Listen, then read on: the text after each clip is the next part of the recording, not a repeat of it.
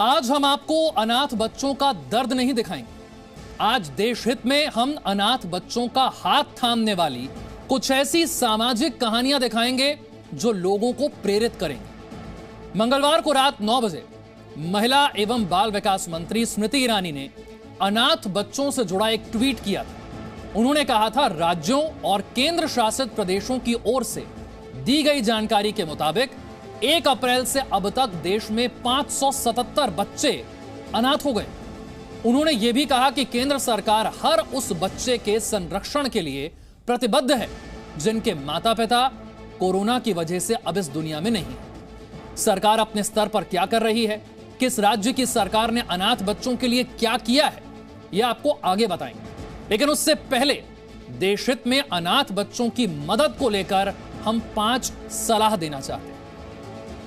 पहली सलाह, सोसाइटी के लिए। सोसाइटी या मोहल्ला या गांव में अगर कोई बच्चा अनाथ है तो उस सोसाइटी को RWA, रेजिडेंट वेलफेयर एसोसिएशन को संबंधित मोहल्ले और गांव को आगे आना चाहिए। बिना किसी शर्त के कानूनी प्रक्रिया का पालन करते हुए उस बच्चे को गोद लेना चाहिए। दूसरी सलाह, स्कूल के लिए। माता पिता अपने बच्चे को बड़े अरमान के साथ बड़े स्कूलों में उनका एडमिशन कराते हैं और इसके लिए ट्यूशन फीस के नाम पर एक भारी भरकम रकम देते हैं। लेकिन कोविड काल में किसी बच्चे के माता पिता का निधन हो गया तो क्या स्कूल की जिम्मेदारी नहीं बनती कि अपने छात्र के माता पिता की कमी को वो पूरा करे?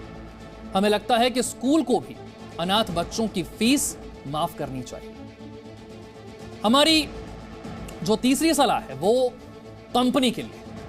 किसी बच्चे के मम्मी या पापा या दोनों जिस कंपनी में काम करते थे, यानी कि निधन के वक्त वो जिस कंपनी से जुड़े हुए थे, उस कंपनी की नैतिक जिम्मेदारी बनती है कि उस बच्चे को पैसे की कमी ना आने दें, उसे आर्थिक मदद जरूर दें। हमारी चौथी सलाह है सामाजिक संगठनों के लिए। अगर आपके रहते किसी अनाथ बच्चे को सहारा नहीं मिलता, उसके सपने पूरे नहीं होते, उसे सही शिक्षा, सही चिकित्सा, राशन पानी और रहने की जगह नहीं मिल पाती, तो फिर एक सामाजिक संगठन के रूप में आप मृत समान।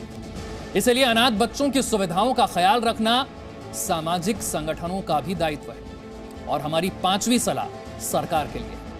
केंद्र सरकारें हो या फिर राज्य सरकार, सभी सरकारों अनाथ बच्चों की शिक्षा, उनके स्वास्थ्य, रहने और खाने के प्रबंध से लेकर हर महीने आर्थिक मदद की गारंटी देनी होगी। कई राज्यों ने इसके लिए ऐलान किया भी है, लेकिन यह ऐलान सिर्फ ऐलान बनकर ना रह जाए। लाल फीताशाही से बाहर निकलकर जल्द से जल्द इन बच्चों की मदद हमें करनी है। और अब आपको कुछ ऐसे लोगों की कहानी दिखाते हैं जो अनाथ बच्चों की मदद के लिए आगे आए।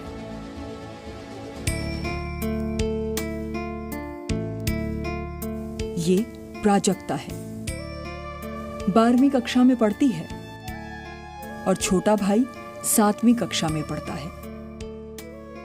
धुले में मामा के पास रह रहे दोनों भाई बहन के सिर से माँ बाप का साया उठ चुका है। 1 महीने के अंदर इन बच्चों ने पहले अपने पिता को और फिर अपनी माँ को कोरोना की वजह से खो दिया। कोरोना की वजह से मेरे माता पिता दोनों का ही मृत्यु हो चुका है और इस वजह से अब हम अनाथ हो चुके हैं। और हमने जब उनके सारे डिटेल्स जब चेक किए तो हमें ये पता चला है कि उन पे बहुत सारा कर्जा है, कैसे चुका पाएंगे। और हमारी सिर्फ सरकार से ये विनती कि जितना हो सके हमें उनसे मदद चाहिए। प्राजक्ता के पिता गोकुल पर 13 लाख रुपए का कर्ज था। पिता का कर्ज कैसे चुकाएं, ये सवाल प्राजक्ता को सोने नहीं देता। इसकी विनती का असर सरकार पर कब होगा ये तो नहीं पता, लेकिन सामाजिक कार्यकर्ता राजेंद्र चित्तोड़कर इनकी मदद के लिए आगे आए। उन्होंने व्हाट्सएप के माध्यम से ग्रुप बनाकर 12 लाख रुपए इन अनाथ बच्चों के लिए इकट्ठा किए। हमारी छोटी सी बिंदी को समाज ने अपना खुद का काम समझ के करीबन 12 लाख रुपए उस परिवार के लिए इकट्ठा करके उस परिवार को सुपुर्द हो गए। सब पैसा परिवार के दोनों बच्चों के निजी अकाउंट में जमा किए पब्लिक ने। महाराष्ट्र सरकार अनाथ बच्चों के लिए टास्क फोर्स बना रही है।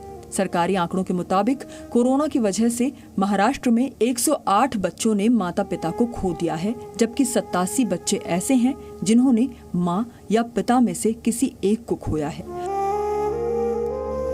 गाजियाबाद की क्रॉसिंग रिपब्लिक सोसाइटी में इन 2 मासूम बहनों का अपना कोई नहीं बचा। 11 दिन के अंदर दादा दादी, मम्मी पापा सभी चल बसे।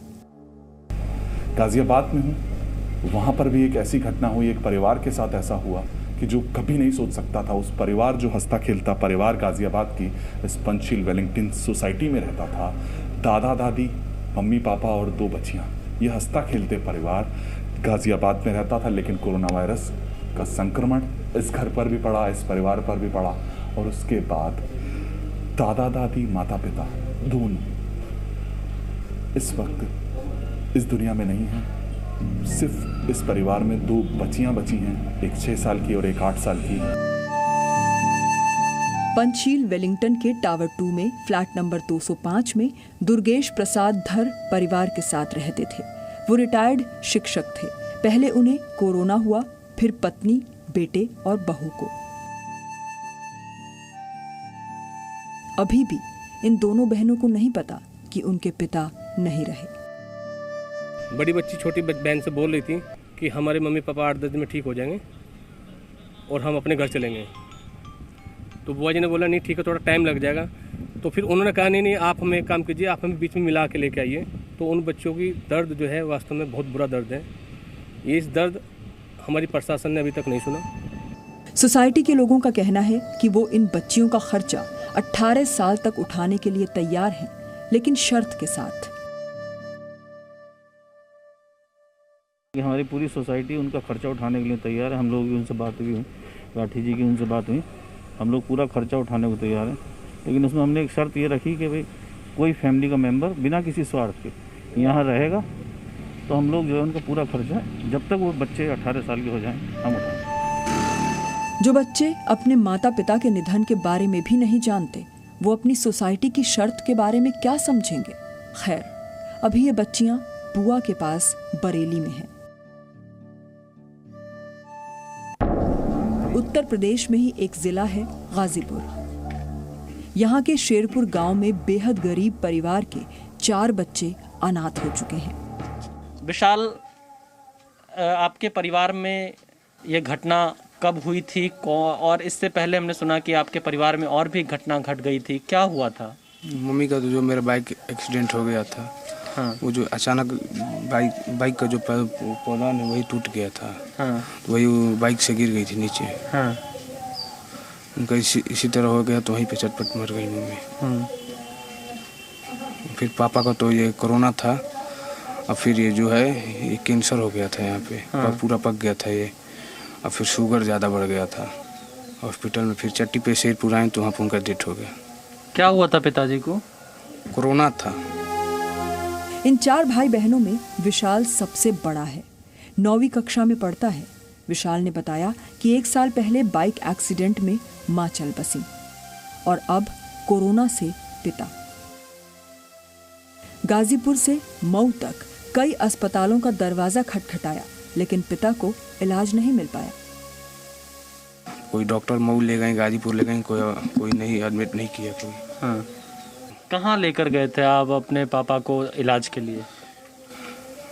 गाजीपुर, फिर मऊ में, हाँ। कोई नहीं लिया। कोई एडमिट नहीं किया? नहीं, कोई एडमिट नहीं। क्यों एडमिट नहीं किया था? पता नहीं। इन 4 भाई बहनों की मदद के लिए अब तक पंचायत से लेकर जिला और राज्य स्तर पर कोई आगे नहीं आया है। उम्मीद है कि इस खबर को देखने के बाद शायद मदद के लिए प्रशासन से लेकर स्थानीय लोग आगे आएं। क्योंकि अनाथ का साथ निभाना, उनकी उंगली थामना एक इंसान और जिम्मेदार समाज के तौर पर हमारी जिम्मेदारी बनती है। जैसे जौनपुर की सोनम के लिए समाज सेवी अरविंद सिंह ने किया। हमने न्यूज़ में देखा जो है, संजोग कहिए कि हमारे गांव की बेटी भी है ये।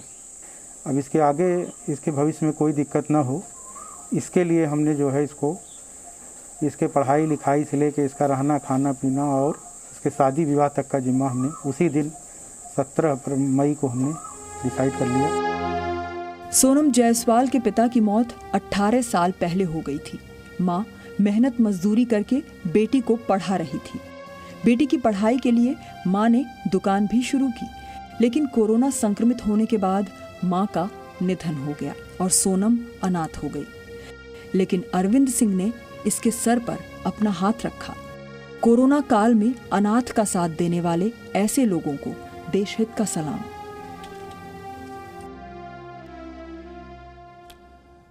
हमारा मानना है कि इंसान के रहते इंसान अनाथ नहीं हो सकता है, और यह संभव तभी है जब अनाथ बच्चों को साथ निभाने वाला कोई मिले।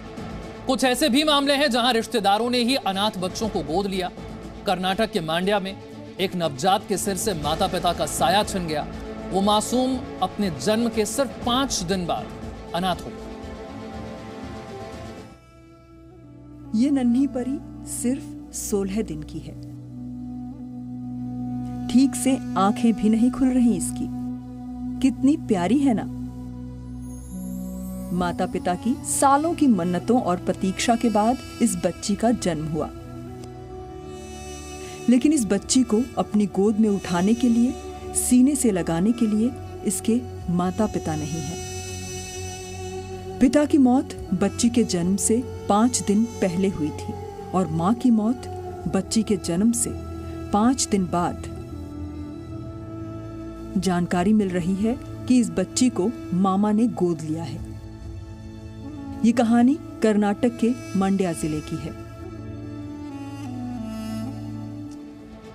और अब आपको बताते हैं कि अनाथ बच्चों के लिए राज्य सरकारें क्या कर रही हैं। शुरुआत दिल्ली से करते हैं। दिल्ली की सरकार ने अनाथ बच्चों के लिए बड़ा फैसला किया है। 2500 रुपए हर महीना दिया जाएगा 25 साल तक, और इसके अलावा शिक्षा मुफ्त होगी।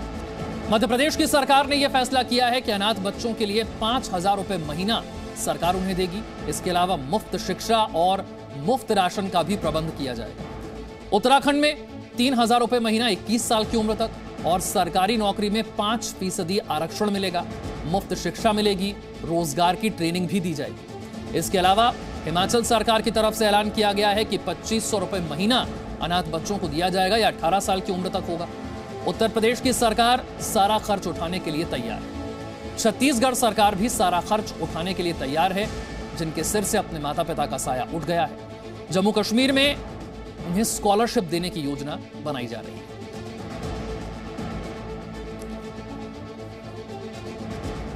आगे बढ़ते हैं और अब देश हित में आपको जानना चाहिए कि उल्टा व्हाट्सएप कैसे भारत को डांट रहा है। ओटीटी प्लेटफॉर्म और सोशल मीडिया कंपनियों के लिए केंद्र सरकार की गाइडलाइंस जो आई हैं, इन गाइडलाइंस के विरोध में व्हाट्सएप ने आज दिल्ली हाई कोर्ट में शिकायत दे दी। व्हाट्सएप ने केंद्र सरकार की जो पॉलिसी है इस पर रोक लगाने की मांग की है और कहा है कि इससे भारतीयों की निजता को खतरा है। और इस पर केंद्र सरकार ने जवाब दिया।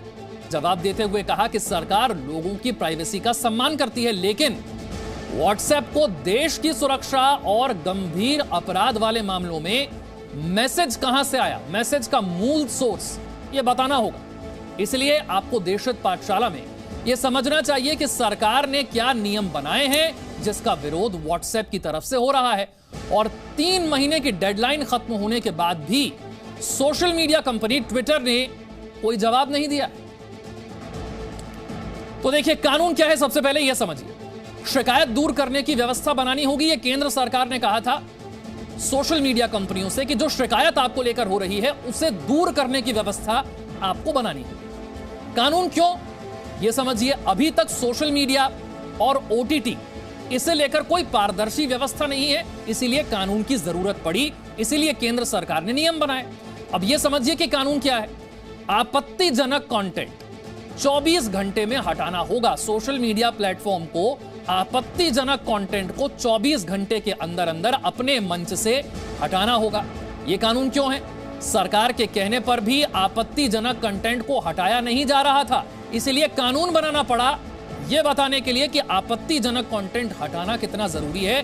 कानून के जरिए बाध्यकारी हो जाएगी। अब समझिए, अफवाह फैलाने वाले व्यक्ति की जानकारी देनी होगी, यह कानून में कहा गया है। यह क्यों जरूरी है? सोशल मीडिया कंपनियां अक्सर इस बात की जानकारी ही नहीं देती हैं कि अफवाह फैलाने वाला व्यक्ति कौन है, और अगर यह नहीं पता चला तो उस तक पहुंचकर इसे रोकना, उसे सजा दिलाना संभव नहीं हो पाएगा। इसीलिए यह कानून जरूरी है। कानून में और क्या है? हर महीने शिकायत और कार्रवाई की रिपोर्ट देनी होगी। कितनी शिकायतें आई और उस पर कार्रवाई क्या की गई, इसकी रिपोर्ट देनी होगी। यह कानून क्यों जरूरी है? सोशल मीडिया कंपनियां जो हैं वो अपने मनमाने ढंग से काम कर रही हैं। शिकायतें क्या की गई, उस पर उनकी तरफ से कार्रवाई क्या की गई, ये बताना जरूरी था। इसीलिए उनका मनमाना ढंग ना चल सके, कानून बनाना जरूरी था। और समझिए कि कानून में क्या है। ओटीटी और डिजिटल मीडिया के लिए पंजीकरण करना यह अनिवार्य किया गया है। क्यों किया गया है? ताकि सिस्टम में ओटीटी और डिजिटल मीडिया का हिसाब रहे, इसलिए पंजीकरण जरूरी है।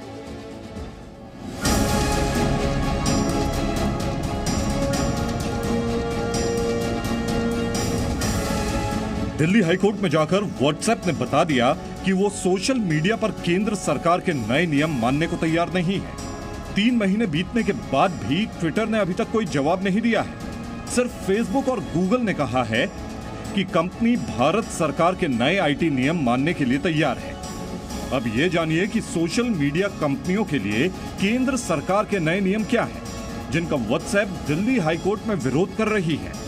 3 महीने पहले केंद्र सरकार ने जो नियम बनाए थे उसमें सबसे प्रमुख नियम थे सोशल मीडिया कंपनियां भारत में शिकायत अधिकारी की नियुक्ति करें, सोशल मीडिया पर किसी शरारत या दुष्प्रचार करने वाले व्यक्ति का खुलासा करें, अश्लील सामग्री और महिलाओं की तस्वीरों से छेड़छाड़ जैसी सामग्री 24 घंटों में हटाएं, ताकि अभिव्यक्ति की आजादी के नाम पर गैर सामाजिक और गैर कानूनी पोस्ट करने वालों की पहचान हो सके। कि अगर कोई अनलॉफुल इंफॉर्मेशन आपके प्लेटफॉर्म पर है, if there is a court order or appropriate government directs that, तो आपके law and order, integrity of India, sovereignty of India etcetera etcetera, तो आपको उसको हटाना पड़ेगा।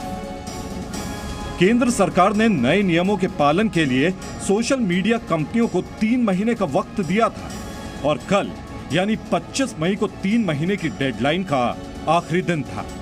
आज केंद्र के नियमों के खिलाफ व्हाट्सएप ने कोर्ट में अपील की और इसे अभिव्यक्ति की आजादी के खिलाफ बताया, तो केंद्र सरकार ने कहा भारत सरकार निजता के अधिकार का सम्मान करती है, लेकिन सोशल मीडिया कंपनियों को महिला अपराध और देश के खिलाफ दुष्प्रचार जैसे गंभीर मामलों में मैसेज का मूल स्रोत बताना होगा। स्वतंत्रता के अधिकार और निजता के अधिकार को संविधान और न्यायालयों ने मान्यता दी है, लेकिन यही न्यायालय और संविधान युद्ध और महिलाओं के सम्मान जैसी स्थितियों में सरकार द्वारा इन पर बंदिशें लगाने को भी मान्यता दी हुई है। ऐसे में सरकार का मानना है कि नए नियम और कानून को नहीं मानने के लिए व्हाट्सएप और अन्य सोशल मीडिया प्लेटफॉर्म तरह तरह के हथकंडे अपना रहे हैं।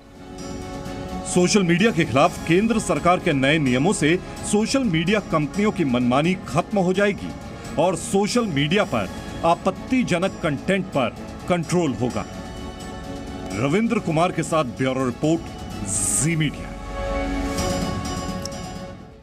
तो कानून क्या है, कानून की जरूरत क्या है, ये तो हमने आपको बता दिया। अब ये समझिए कि इस कानून के जरिए अनसोशल मीडिया पर ताला कैसे लगेगा।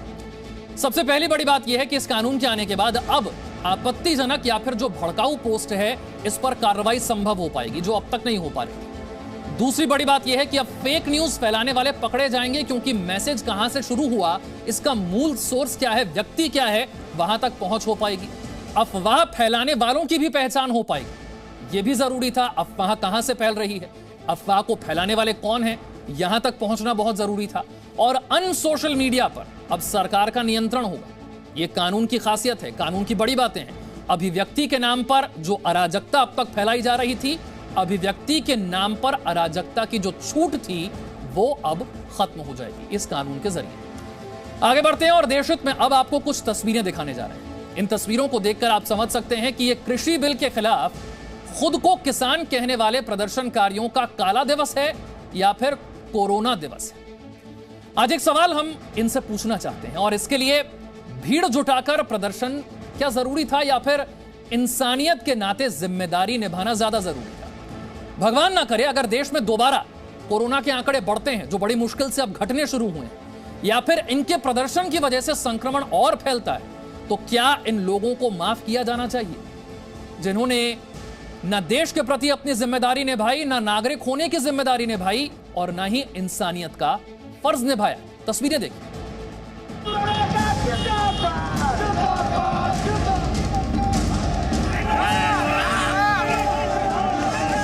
हाँ हो जाए, हंगामा होगा। काम रोकने का, हमारा काम फूकने का। कुछ इंसानियत के नाते जिम्मेदारी थी, कुछ नागरिक होने का फर्ज था, कुछ नेता होने की जवाबदेही थी, लेकिन काला दिवस मनाने की जिद में इन लोगों ने हर जिम्मेदारी, हर फर्ज और हर जवाबदेही को ठोकर मार दी। तस्वीरें गवाह हैं कि खुद को किसान कहने वाले ये लोग जिद पर अड़े हैं या कोरोना वायरस से लड़ रहे देश के साथ खड़े हैं। खुद सोचिए, कोरोना गाइडलाइंस की धज्जियां उड़ाकर सैकड़ों हजारों की ये भीड़ काला दिवस मना रही है या कोरोना दिवस। गाइडलाइंस है उसका पालन कर रहे हैं, मास्क लगाएंगे लोग, अपना सैनिटाइजर करते रहते हैं और दूरियां बना के रहते हैं। अब को ज्यादा कोई लोग नहीं बुला रखे आगे, जो रूटीन में जो जहां है वो वहीं पे ही रहेगा। कोई भीड़ भाड़ कोई नहीं, कोई भीड़ नहीं है। 6 महीने हो गए किसान तो माटी में मिला जाएगी। कहाँ है कोरोना? उस टाइम कहाँ था कोरोना? दीदी ओ दीदी, कहाँ है वो कोरोना? कहाँ है मोदी? ये तस्वीरें देखकर दिल दहल उठता है। वो मंजर याद आता है जब चुनावी भीड़ की वजह से देश में हाहाकार मचा था। लोग ऑक्सीजन के लिए तड़प तड़प कर दम तोड़ रहे थे और अब भीड़ जुटाकर काला दिवस मनाने की ये जिद देश को उसी खतरे की ओर धकेल रही है। लेकिन इस भीड़ के लिए सिर्फ इन लोगों को मत कोसिए, इसके लिए कांग्रेस, समाजवादी पार्टी समेत वो 13 दल भी जिम्मेदार हैं, जिन्होंने इस भीड़ को समर्थन दिया, लेकिन भीड़ जुटाने से रोकने के लिए नहीं कहा।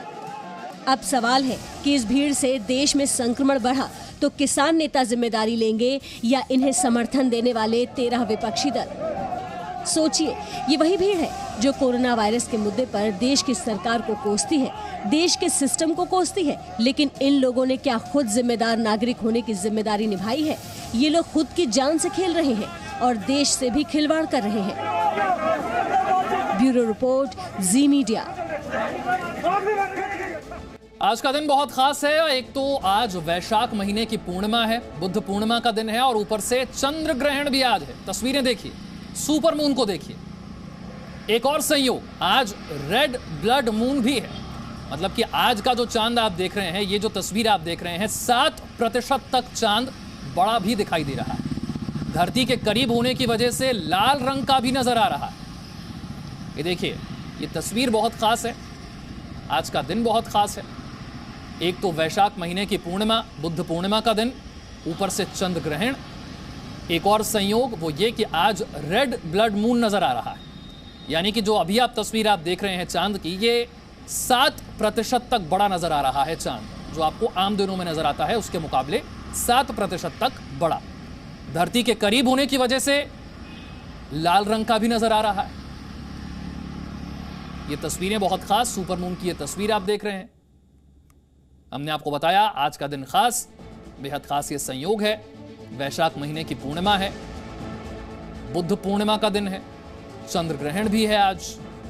एक और संयोग ये है कि आज रेड ब्लड मून, ये जो आप तस्वीर देख रहे हैं, आज का चांद 7% तक बड़ा नजर आ रहा है और धरती के करीब होने की वजह से लाल रंग का भी नजर आ रहा है। वैज्ञानिक दृष्टि से भी, धार्मिक दृष्टि से भी इसका खास महत्व है और सुपर मून की ये तस्वीरें हम आपको दिखा रहे हैं।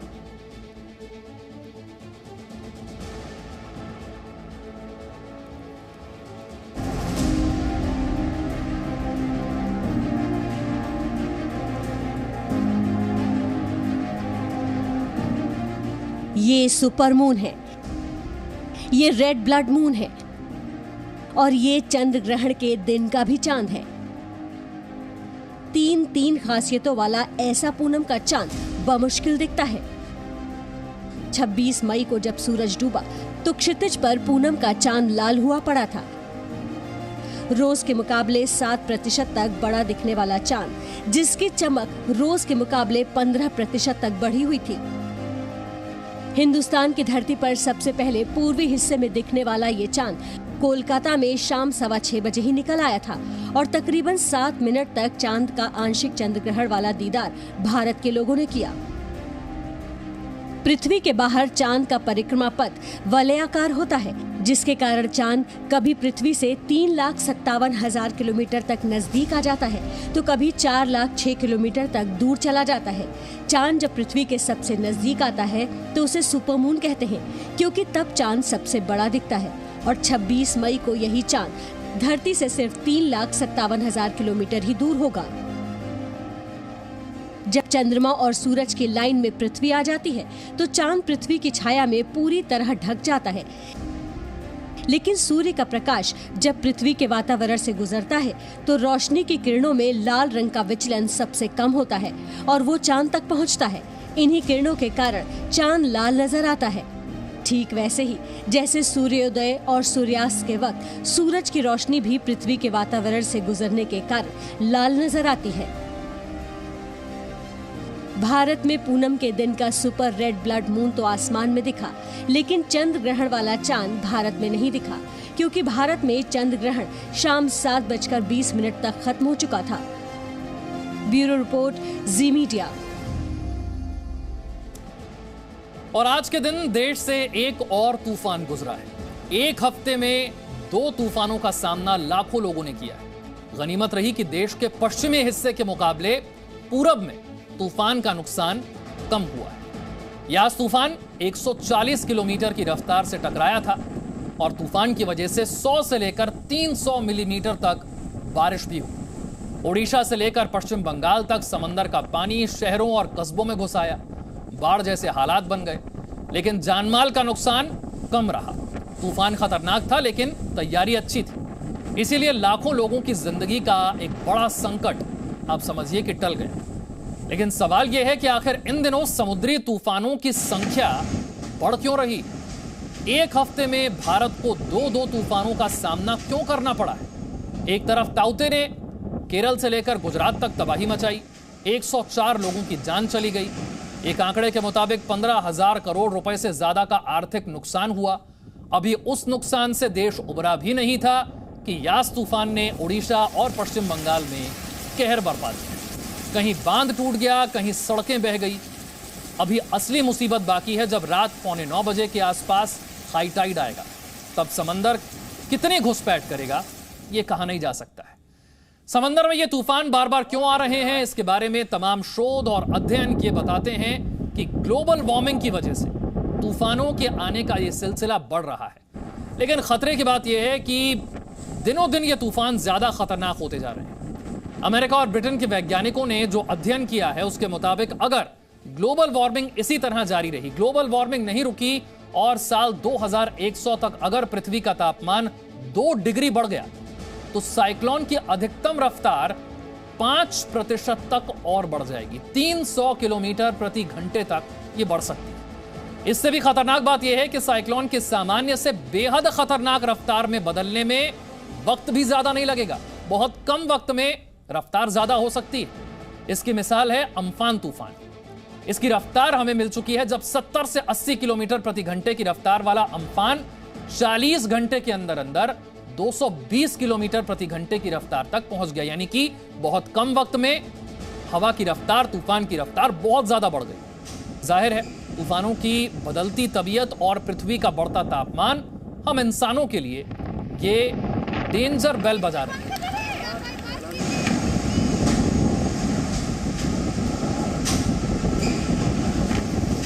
ऐसी तस्वीरें शायद आपने कभी नहीं देखी होंगी। इस शोर को सुनिए और हवाओं के साथ हो रही मूसलाधार बारिश की भयावहता को देखिए।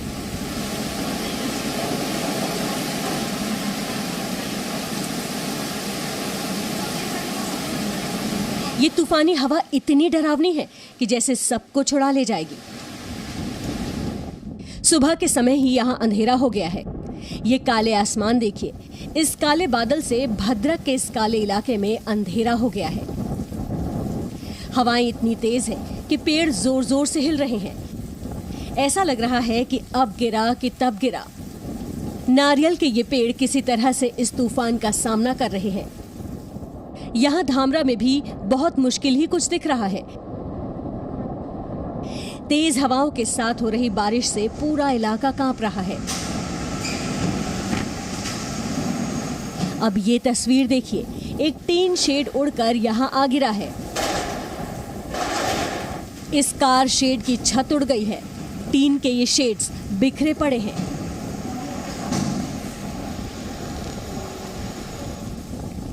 यहाँ तक कल सूखी जमीन दिखती थी, आज समंदर बन गया है। दूर दूर आधे डूबे हुए घर दिख रहे हैं। कल सुबह से हुई बारिश ने सब कुछ बहा दिया है। इस तस्वीर में एक गाड़ी डूबी हुई सड़क से गुजर रही है। हालांकि ये किसी तरह से सड़क के किनारे पहुंच गई है, लेकिन ये जानलेवा हो सकता था। भारी बारिश और तेज बहाव में एक व्यक्ति किसी तरह से अपने डूबे हुए घर की ओर बढ़ रहा है। बारिश में इस कार का शीशा टूट गया है। तेज हवाओं में लकड़ी की ये दुकान गिर चुकी है। ऊपर से ली गई ये तस्वीर ये बताने के लिए काफी है कि तूफान कितना भयंकर है। ये चांदीवली की तस्वीर है। यहाँ भी तेज हवाएं चल रही हैं। इन इलाकों को पहले ही खाली कराया जा चुका है। कहीं कोई नहीं दिख रहा है। सिर्फ और सिर्फ तेज हवाएं, भारी बारिश और डरावनी आवाज। पारादीप में हवाएं इतनी तेज हैं कि वो इस पेड़ को उखाड़ देने के लिए आमादा हैं। तेज हवाओं और लगातार बारिश की वजह से पहले ही यहाँ कई पेड़ गिर चुके हैं।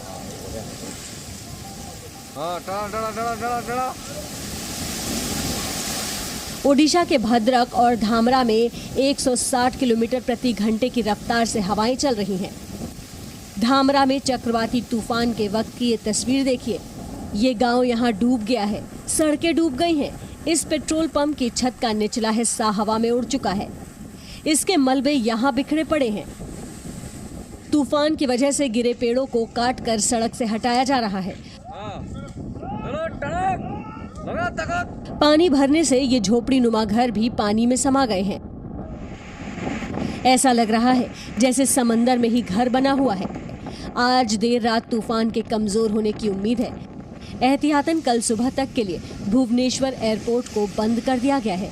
हालांकि राहत की बात यह है कि इतने भयंकर तूफान के बाद भी जान माल को नुकसान नहीं हुआ है। ये माँ, ये भी हमको बहुत डर लग रहा है। अभी हावड़ा ब्रिज के ऊपर बना ये टॉर्नेडो बता रहा है कि यास तूफान कितना खतरनाक रहा होगा। जहां 150 से 160 किलोमीटर प्रति घंटे की रफ्तार से हवा चल रही थी।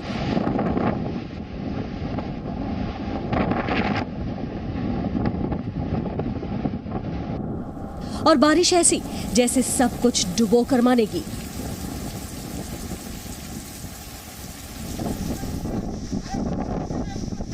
अब समंदर की ऊंची लहरें देखिए।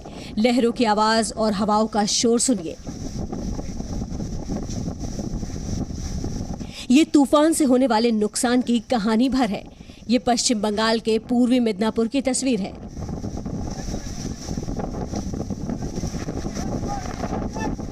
चारों ओर पानी ही पानी है। ऊंची लहरें हैं, तेज हवाओं का शोर है और तूफानी कहर की निशानियां दिख रही हैं।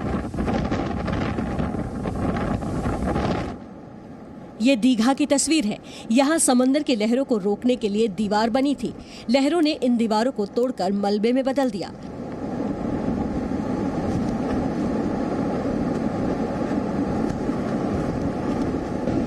दीघा में सड़क किनारे एक गाड़ी पलट गई। तेज हवा और बारिश की वजह से सड़क किनारे पानी भर गया, जिससे जमीन धंस गई और गाड़ी पलट गई। ये तस्वीर भी दीघा की ही है।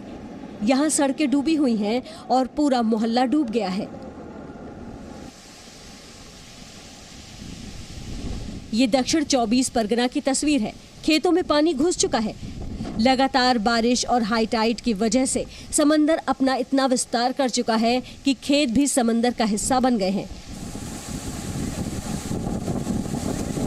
अब उत्तर 24 परगना की तस्वीर देखिए। यहाँ भी खेतों में पानी भर गया है। कई इलाकों में फंसे लोगों को आज भी निकाला गया। हिंगलगंज की ये तस्वीर देखिए। यहाँ भारी बारिश की वजह से इच्छामती नदी का बांध टूट गया, जिससे गांव में पानी घुस गया, घरों में पानी घुस गया। महाराष्ट्र महाराष्ट्र और गुजरात में जिस तरीके से चक्रवाती तूफान ताऊते इन दोनों राज्यों के तट से टकराया था, लेकिन उसके मुकाबले चक्रवाती तूफान यास बेहद ही ज्यादा डेंजरस और एक बड़े इलाके में फैला हुआ था। लेकिन ओडिशा और पश्चिम बंगाल ने ताऊते तूफान से सबक लेते हुए तैयारी इतनी बेहतरीन की कि दोनों राज्यों में कम से कम जानमाल की हानि हुई। Presenting B News app, available on Google Play and App Store. Download it now.